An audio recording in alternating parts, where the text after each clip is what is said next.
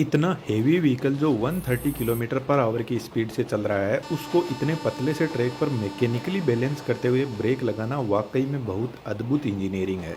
इतनी heavy sparking होती नहीं है ब्रेक लगाते टाइम जितनी हमने दिखाई है, लेकिन इमरजेंसी ब्रेकिंग के टाइम ब्रेक शू से हल्की स्पार्किंग या बहुत ज़्यादा हेवी लोडेड लोकोमोटिव में व्हील स्लीपेज की वजह से स्पार्किंग होती है।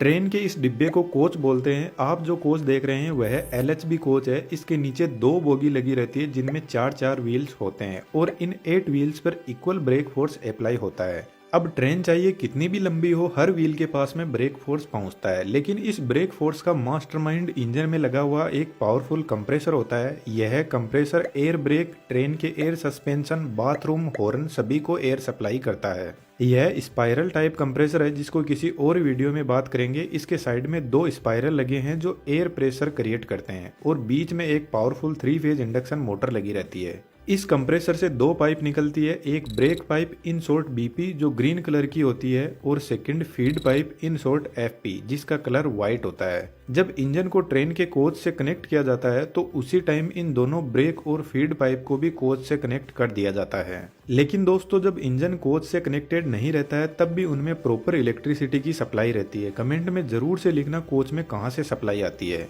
इंजन और कोच के दोनों साइड में ही वाल लगे रहते हैं जिनको एंगल कोक बोलते हैं। इनका यूज जब इंजन को अलग किया जाता है तो इन पाइप से प्रेशर कम ना हो जाए इसलिए बंद कर दिया जाता है।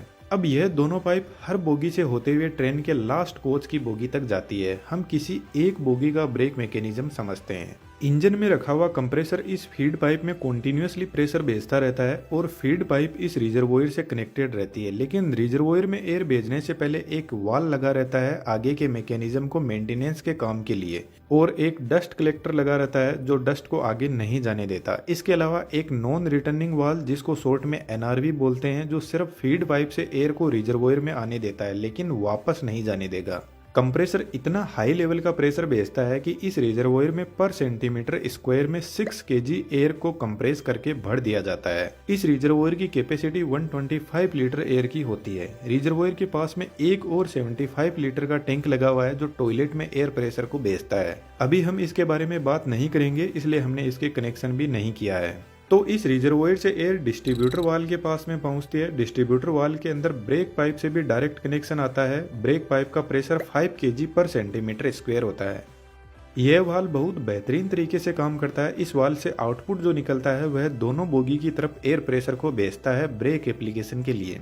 डीबी में एक पिस्टन दिखाई दे रहा है जिसमें नीचे की तरफ रिजर्वोयर से प्रेशर आ रहा है और ऊपर से ब्रेक पाइप का प्रेशर आ रहा है, तो पिस्टन एक जगह रुका रहेगा। जब ट्रेन का ड्राइवर ब्रेक लगाता है तो वह ब्रेक पाइप के प्रेशर को कम करने लगता है, जिसकी वजह से फीड पाइप से आ रहा प्रेशर इस पिस्टन को ऊपर की तरफ फोर्स लगाएगा, जिससे फीड पाइप का एयर प्रेशर का कनेक्शन ब्रेक सिलेंडर की पाइप से हो जाएगा और रिजर्वोयर में भरी हाई प्रेशर एयर दोनों साइड में लगी बोगी की तरफ जाने लगेगी। दोस्तों, यह एग्जॉस्ट पाइप है। यहाँ पर जो पिस्टन लगा है उसकी डिजाइन कुछ इस टाइप की है और वह इसलिए क्योंकि जब feed pipe brake cylinder pipe से कनेक्ट होती है उसी time break pipe exhaust pipe से कनेक्ट होती है, तो पिस्टन ब्रेक पाइप के प्रेशर को एग्जॉस्ट पाइप से रिलीज नहीं होने देता। अब इस कंडीशन में रिजर्वोयर का प्रेशर धीरे धीरे डाउन होने लगता है, लेकिन कंप्रेसर इस प्रेशर को डाउन होने नहीं देता, कंटिन्यूअसली एयर को भेजता रहता है। यदि लोको पायलट जितनी स्पीड से ब्रेक पाइप का प्रेशर रिलीज करता जाएगा उसका 2.5 टाइम्स प्रेशर ब्रेक सिलेंडर की तरफ जाएगा। फॉर एग्जाम्पल, यदि लोको पायलट ने 1 केजी पर सेंटीमीटर स्क्वायर ब्रेक पाइप का प्रेशर डाउन किया तो ब्रेक सिलेंडर की तरफ रिजर्वोयर से 2.5 केजी पर सेंटीमीटर स्क्वायर प्रेशर जाएगा। इस पाइप से होते हुए एयर प्रेशर यहाँ से फ्रंट और रियर व्हील के लिए डिवाइड हो जाएगा। यहाँ पर फिर से वाल लगे रहते हैं मेंटेनेंस के काम के लिए।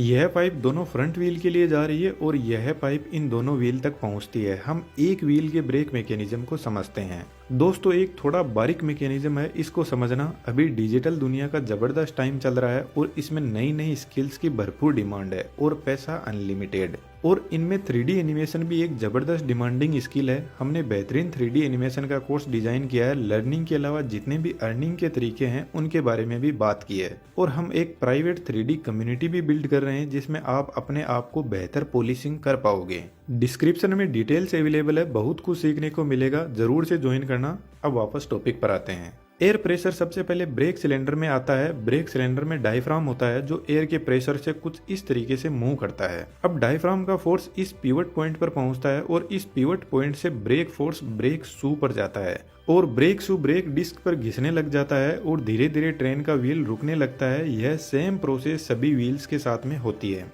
ब्रेक डिस्क कुछ इस टाइप की बनी होती है जिसमें कुछ ऐसी बार होती है जो इसकी कूलिंग में हेल्प करती है।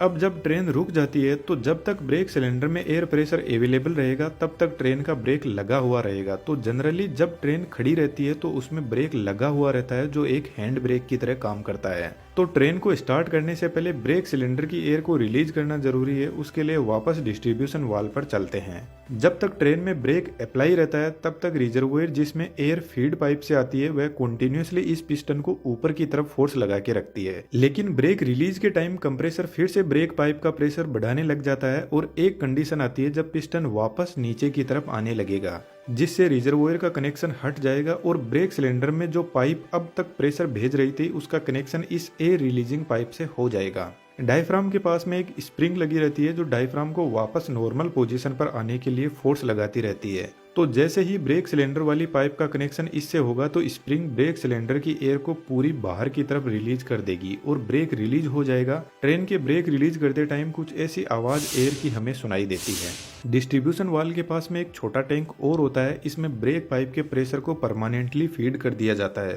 ताकि जब ब्रेक पाइप का प्रेशर रिड्यूस हो तो डिस्ट्रीब्यूशन वाल्व इस छोटे से टैंक से कंपेयर कर सके कि ब्रेक पाइप का प्रेशर कितना रिड्यूस हुआ है। ट्रेन में एक और ब्रेक होता है हर कोच के अंदर जिसको चेन पुलिंग बोलते हैं। तो जब कोई भी चेन पुलिंग करता है तो एक्चुअल में वह ब्रेक पाइप के प्रेशर को रिलीज कर देता है जिससे ट्रेन में ब्रेक अप्लाई हो जाते हैं। LHB कोच में डिस्क ब्रेक होता है जबकि ICF कोच जो ब्लू कलर के होते हैं उनमें डायरेक्ट व्हील पर ब्रेक फोर्स लगता है। ब्रेक मैकेनिज्म दोनों ही कोच में एक ही जैसा है लेकिन LHB कोच में ब्रेक सिस्टम के कंट्रोल के लिए एक पूरी कंट्रोल यूनिट होती है। इस यूनिट के पास में 2 ब्रेक इंडिकेटर लगे रहते हैं दोनों साइड की बोगी के लिए। तो जब ट्रेन में ब्रेक अप्लाइड रहता है तो यह रेड कलर का हमें दिखाई देता है और ब्रेक जब रिलीज रहता है तो ग्रीन कलर का इंडिकेशन दिखाई देता है। यह control panel toilet air suspension के लिए भी एयर प्रेशर को सप्लाई करता है। दोस्तों इस वीडियो पर अच्छा रिस्पांस मिलता है तो हम LHB और ICF कोच के बीच में जो डिफरेंस है उसके बारे में डिटेल से बात करेंगे। हमारे 3D एनिमेशन के कोर्स में आपका मोस्ट वेलकम है। Thank you.